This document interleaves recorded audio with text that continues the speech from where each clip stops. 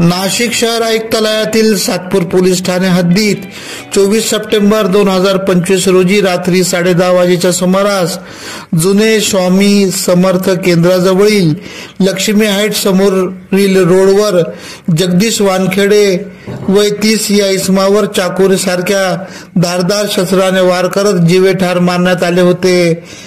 याबाबत सातपूर पोलीस ठाण्यात गुन्हा दाखल होता।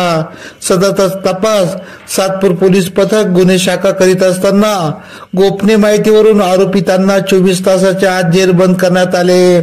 आदित्य उर्फ बाबू वीरेंद्र यादव वय 18, साहिल गोकुळ गांगुर्डे वय 20, श्रावण महादू वाघ वय 18, समीर उर्फ बिट्ट्या कैलाश मेश्राम वय 22, राहुल मदन सिंग वय 21 व 4 विधी संघर्षित बालक सर्व राहणार श्रमिक नगर सातपूर या आरोपींना जेरबंद करण्यात आले। आज 30 सप्टेंबर रोजी सातपूर पोलिसांनी कायद्याचा धाक राहावा म्हणून परिसरातून या आरोपितांची धिंड काढण्यात आली।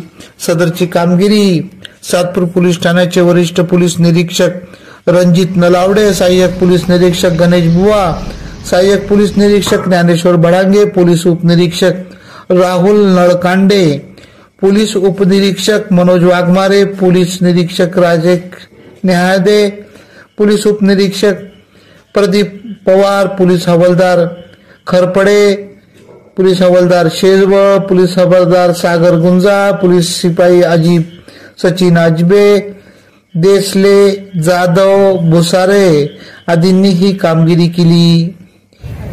बुधवार दिनांक 24 सप्टेंबर रोजी रात्र 11:15 वाजता आपण ज्या ठिकाणी आहोत सदर ठिकाणी जगदीश वानखेडे या इसमाचा काही इसमांनी मिळून चाकूने हल्ला केला होता, त्यामुळे तो मयत झाला होता।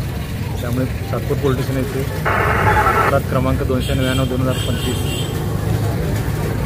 असा गुन्हा दाखल झाला होता। सदर गुन्ह्यामध्ये 5 आरोपी आणि 4 जुवेनाइल आरोपी असे ताब्यात घेतले होते। 5 मेजर आरोपी आहेत, यांना अटक करून मान्य न्यायालयासमोर नेला असता 30 तारखेपर्यंत पोलीस रिमांड मंजूर झालेला आहे। त्यांना तपासासाठी सदर भागामध्ये आणण्यात आलेला आहे। AKP न्यूज साठी ब्युरो चीफ अनवर खान पठाण, नाशिक।